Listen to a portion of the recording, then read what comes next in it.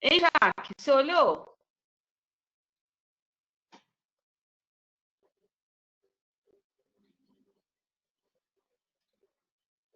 Então, vamos lá. Vamos, então, pegar outro bloco. 30 a 39. Qual 6,39, Marcelo? Nós estamos... eu vou do 30 ao 39, então. Pois é, mas no 6? 7. Desculpa ser gerado, é 7. 7. Isso. Estou perdido. Que eu falei na última. Não tem problema, não. Coisa de velho. Você vai muito antes.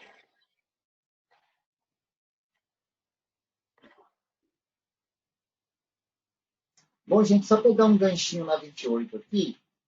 Jesus, pois... Deixa eu pegar só o apontamento aqui para gente.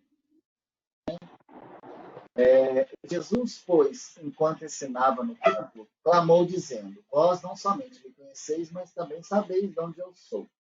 E não vim porque eu de mim mesmo o quisesse, mas aquele que me enviou é verdadeiro, aquele a quem vós não conheceis. E aí, o 29, eu o conheço, porque venho da parte dele e fui por ele enviar. E aí nós começamos a 30.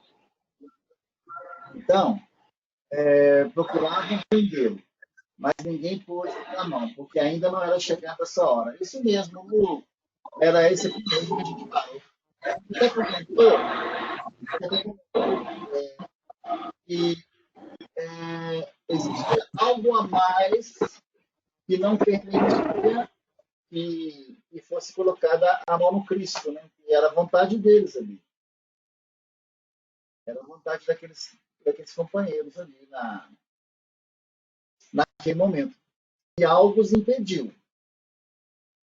E, procuraram prendê-lo, mas ninguém lhe pôs a mão, porque ainda, então, quer dizer, o motivo de não prendê-lo naquele momento foi porque ainda não era chegada a hora. Aí a gente até conversou a respeito do poder e da energia de Jesus e a importância do cumprimento da sua missão. Então, ele estava ali totalmente focado nessa missão. E como não era chegada a hora, não era permitido que eles pudessem prendê-lo.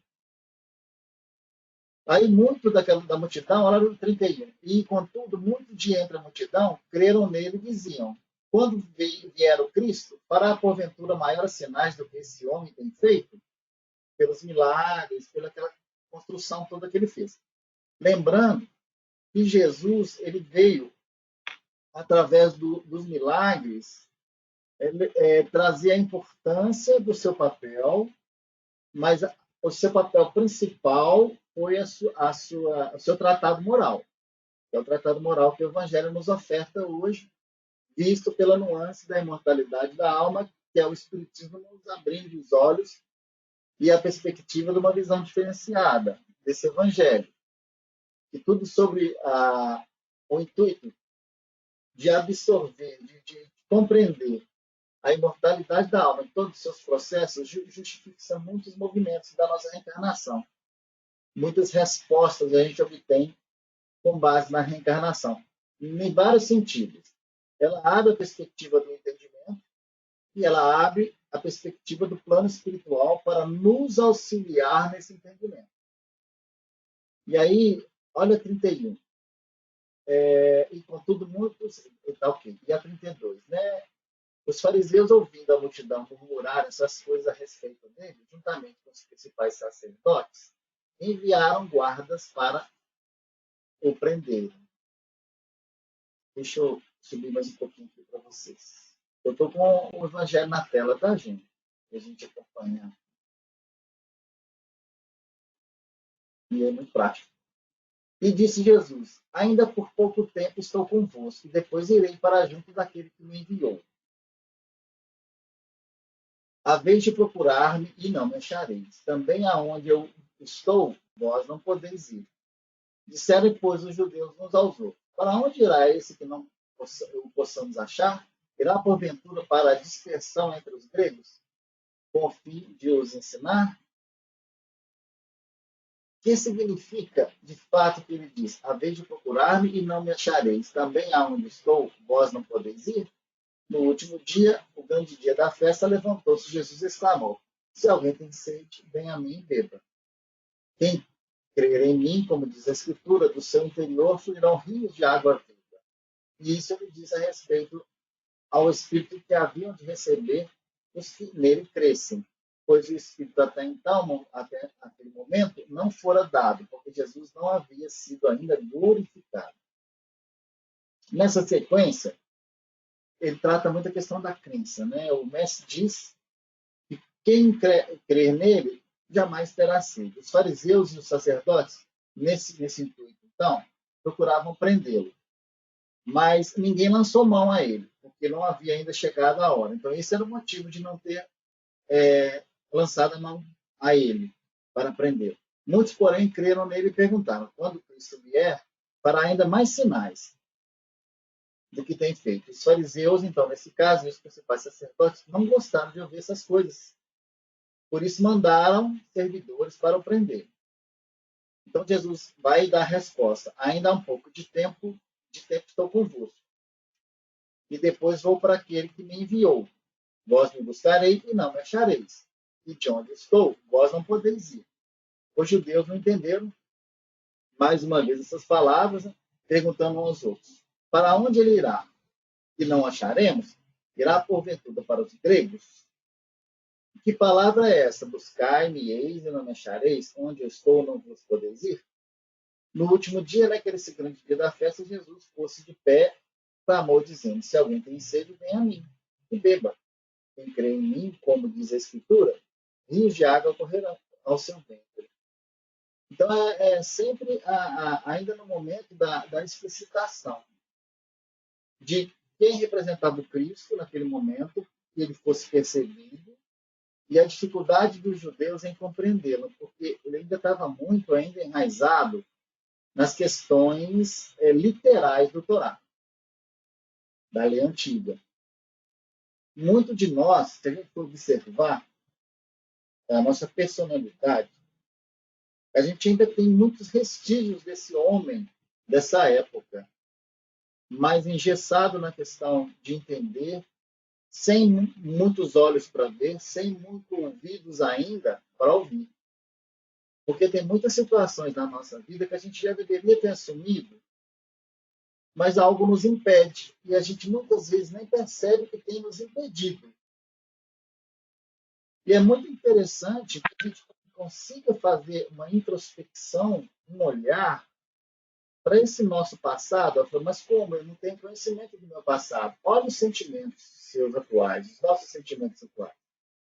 Eles trazem um extrato daquela construção pregressa que a gente fez do passado. Através desses sentimentos, e muito desses sentimentos, existe aí o comodismo, existe aí a busca pela vantagem, de certa forma, uma preguiça ainda constante em nós de movimentarmos na caridade e a favor do outro, e muito ainda da inanição, dos processos de congelamento. Muitos de nós ainda vivem conforme a circunstância. E é interessante, se a gente fala da circunstância, se não houvesse espiritismo na nossa vida, qual circunstância a gente estaria servindo agora? Então, a gente, de certa forma, esse olhar aqui, a gente tem ele também na doutrina espírita, porque os espíritos nos falam a todo momento, chegam mensagens nas reuniões mediúnicas, através dos livros também, que também são mensagens mediúnicas, mas isso não consegue atingir a profundidade do nosso coração, porque possivelmente nós temos camadas ainda de engessamento a destruir para que essa mensagem toque a profundidade do nosso coração. E aí a gente tem exemplo de Paulo, quando ele conseguiu deixar quebrar essas camadas e a ordem do Cristo para segui-lo alcançou esse ponto central que move a vontade. A Gia fala muito disso para a gente, né? Que a vontade central, ela consegue tocar e eclodir algo, porque há uma conexão com a verdade, na intimidade de cada um. e a gente começa a fazer um movimento inverso, fazer uma devolutiva para o mundo, dentro desse laboratório divino, para que isso se manifeste cada vez mais na nossa persona. Então, eu fico pensando, o que ainda falta? Quais camadas falta nos quebrar para que essa mensagem toque a profundidade da minha intimidade e eu passe a ser.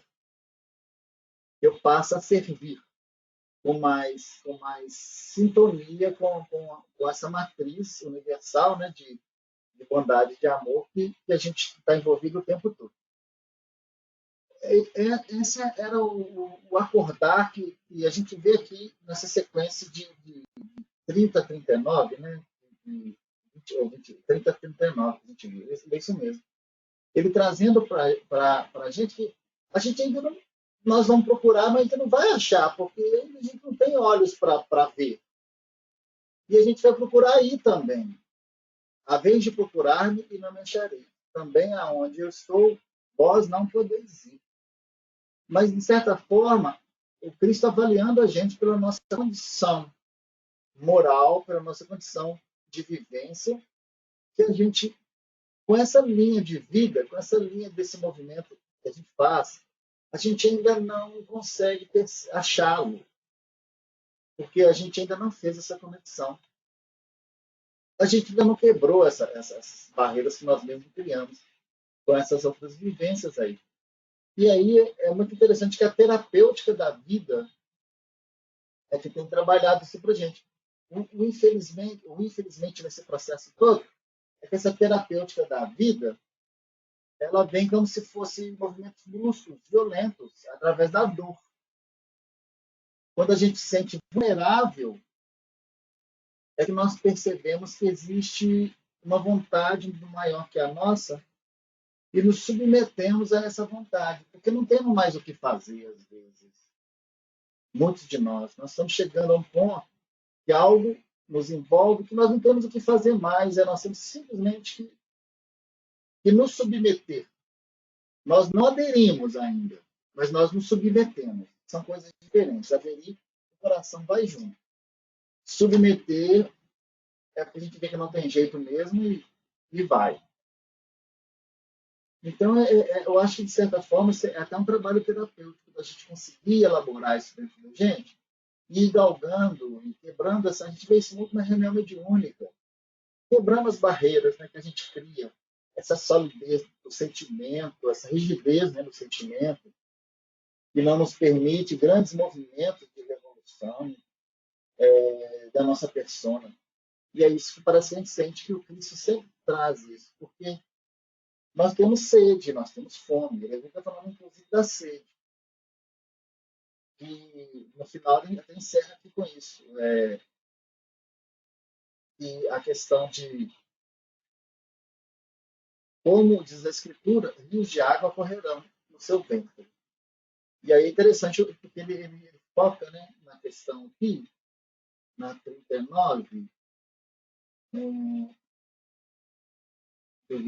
entre mim, como diz a Escritura, do interior fluirão rios de água viva no seu interior. Eu estou lendo outra aqui embaixo também, estou lendo uma outra tradução que fala do ventre. É interior, não é interno. Um traduziu para interno, outro traduziu para o ventre, que também representa. Então, essa água, ela vai fluir, essa água viva, ela vai fluir dentro da gente, ela vai movimentar dentro da gente. E aí a gente não precisa buscar isso fora nesse momento. Ela é um movimento interno. E aí ele vem na 39. Deixa eu subir mais um pouquinho aqui para a gente. 39. Ok, gente. Não sei se eu compliquei ou se eu ajudei aqui. É sempre a questão. Eu acho que a gente é o seguinte. Ele falava para os judeus. Ele falava de uma concepção deles perceberem realmente quem ele era para aceitar a mensagem. E não simplesmente perceber quem era porque ele queria que eles reconhecessem a ele. Não, de forma alguma. Jesus nunca precisou disso. Ele precisava que aquela multidão Lá no discípulo a gente tem várias pessoas representadas. Discípulos, judeus, romanos, são os contrários, né? E a multidão. Eu acho que a multidão e os judeus e os romanos vêm depois, porque a multidão é o turbolinho, é aquele movimento interno que a gente tem, representa isso, né? Aquela confusão interna. E os romanos representam o elemento contrário, que é aquele que dita ainda, mas ele é contrário. Então, nós temos todos esses elementos a convencer dentro da gente. E aí ele vem e fala, ó, no 40, então, os que dentro do povo tinham ouvido essas palavras diziam, ele é verdadeiramente o profeta. Então, uma dessas camadas, que é a camada do povo, da multidão, começa a reconhecer o ponto, mas algo interessante, reconhece ele como profeta, conhece Jesus como profeta, aquele que prevê, né, as situações, aquele que prevê o futuro e aquele que faz milagres. A multidão da nossa vida percebe Jesus ainda pelo milagre, mas o discípulo, nativo ou não dentro de nós, é que percebe o Cristo na sua questão moral. Então, você tem elementos dentro de você que vão estar no discipulado, você tem elementos que vão estar na posição dos judeus, e aí você vê enraizamento, você vê religiões do passado, interferindo, etc. Você vê que já há um passo, porque os judeus já acreditavam no Deus único, etc., aquela questão como um todo. Então já é um caminho. Mas você vê a multidão. E a multidão, você consegue perceber pessoas nessa vida que conseguem só enxergar Jesus pelos milagres, pela cruz, pelo sofrimento. Mas você vê também pessoas que já percebem Jesus pela ressurreição. E a imortalidade da alma é um passo depois disso. São as dimensões do Cristo. E aqui você tem várias dimensões. Então vamos lá. 39. Ele disse com respeito ao Espírito que havia de receber o que neles crescem, pois o Espírito até aquele momento não fora dado, que Jesus não havia sido glorificado. Olha o que diz isso aqui na 39. Deixa eu voltar aqui. Isso ele disse com respeito ao Espírito que havia de receber os que nele crescem. Que Espírito é esse que recebe? Aqueles que creem. Tem várias interpretações para esse tipo de Espírito. Esse Espírito é um estado íntimo daquele que recebe o Cristo, aquele que crê, é um estado de Espírito novo que chega. Esse Espírito também é o Espírito de uma concepção nova, pois o Espírito até aquele momento não fora dado, porque Jesus não havia sido glorificado. Naquele momento ali, Jesus não havia sido ainda reconhecido. E a glória de Jesus, ela se concretiza quando aquilo que ele trouxe reflete em nós, materializa em nós, praticamente. Faz parte das nossas vidas, da nossa atitude. Aí é que o momento que o Espírito começa a se manifestar em nós, um Espírito novo. E é muito interessante, quando esse processo começa a acontecer em nós, quando Cristo é glorificado na nossa vida, e a glória de Jesus vai quando a gente começa a realmente entender seu evangelho e fazer parte dele, sendo. Aí as portas da espiritualidade também abrem para a gente na questão mediúnica. É um momento novo e que começa a acontecer para nós, mas é um estado também de espírito novo. É um estado de renovação contínua e uma felicidade passa a nos envolver. Porque ter contato com esse manancial divino, e eu acho que a gente ainda está faltando alguma coisa para a gente tocar esse manancial, acho que a gente não conseguiu ainda. Nós vislumbramos ele, mas acho que a gente ainda não tocou, porque a gente precisa quebrar essas camadas da nossa intimidade, identificar quais são e desenvolver. através de um processo terapêutico, feito através das leituras, das meditações, das orações, e a gente tendo contato com essa intimidade nossa para a gente descobrir quais camadas faltam para que esse espírito domine a nossa vida. E esse espírito é o espírito de servir também.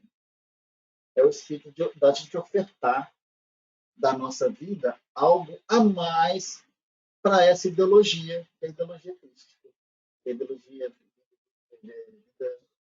com Jesus. E aí a gente marca aqui, aí, então nós paramos na 39, e a gente dá continuidade na 40 a semana que vem. Espero não ter complicado muito, mas aqui está falando praticamente de reforma íntima e da aceitação das diretrizes morais do Evangelho de Jesus. É o reconhecimento de Jesus para nós. E que a gente não se iluda, não é reconhecer a figura de Jesus, é reconhecer a ideia dele e absorver e fazer parte dela, através da nossa reforma, através dessas transformações tão necessárias, essas ferramentas que o mundo precisa para a sua renovação. São aqueles que representam a vontade divina. G, você assume? Marcelo, Oi. Marcelo, então você terminou a 39, né? É. Tá. Eu vou marcar aqui. E aí, Obrigada. foi claro, gente? Ou assim, eu compliquei um pouquinho. Para mim, está falhando um pouquinho, está picando um pouco a sua fala. Mas deu para entender. Deu para entender, né? Então tá.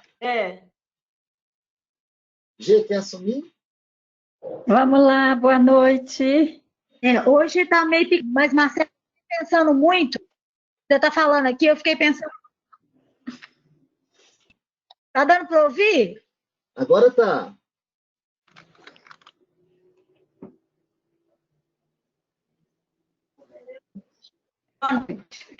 Eu não estou ouvindo nada, Cajá.